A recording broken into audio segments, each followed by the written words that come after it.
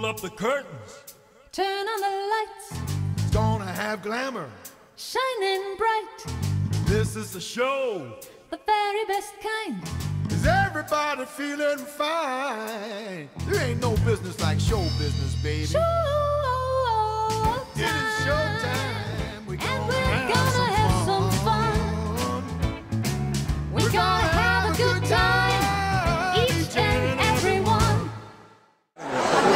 I know there's a rabid fan base for Dexter. How many episodes have you edited of the show? Have you been working for the past seasons? I've been on since season 2. I think I've done 17 episodes of Dexter. I also did the CBS cut-downs of Dexter to air on CBS. Do you try to maintain a consistent style, or do you try to develop a style that's particular to the storyline of that show? You know, each season of Dexter is standalone, so each one is kind of different than the other. What I try and do is keep the show as fresh and different as I can every week, so it doesn't become boring for myself, but for the audience either.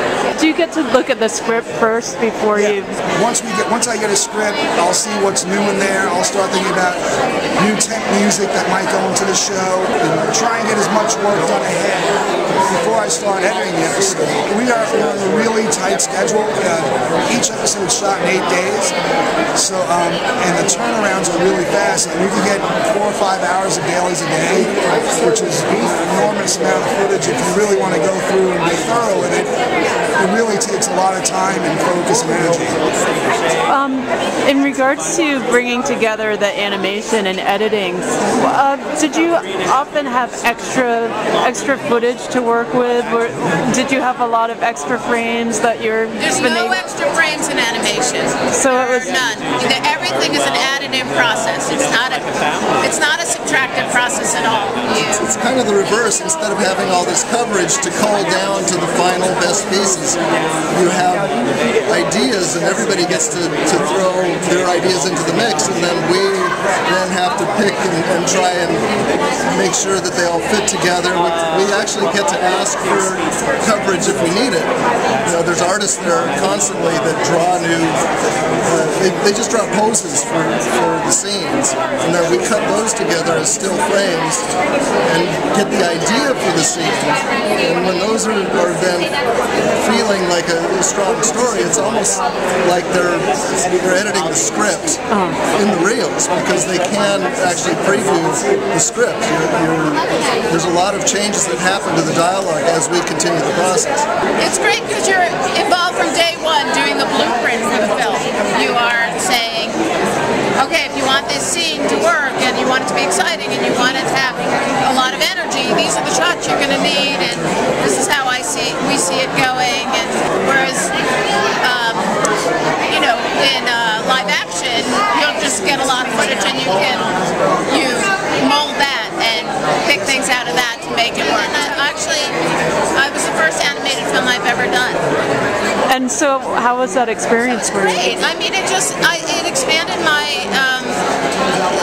view of how to edit films and how to approach it. I never thought about editing animation. I'm sure a lot of people are surprised. It's a very interesting thing. It was for me, coming from live action, to find out how much actual editing work it really is. And it's like, it's just a different kind of editing that people aren't used to.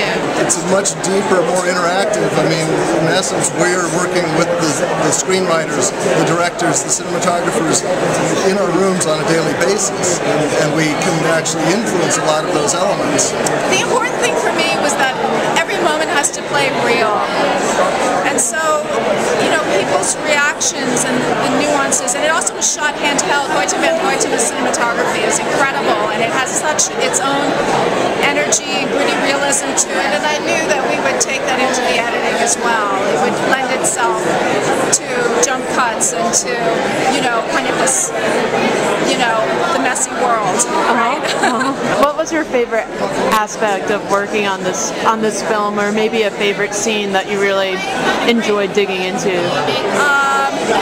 I loved cutting the scene in the crack house where Dickie's remembering the Sugar Ray fight, and it's intercut with the fight. He's reliving it.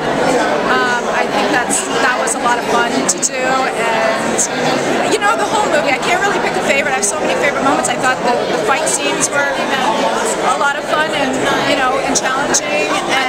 was fun finding the style within each fight, and really telling the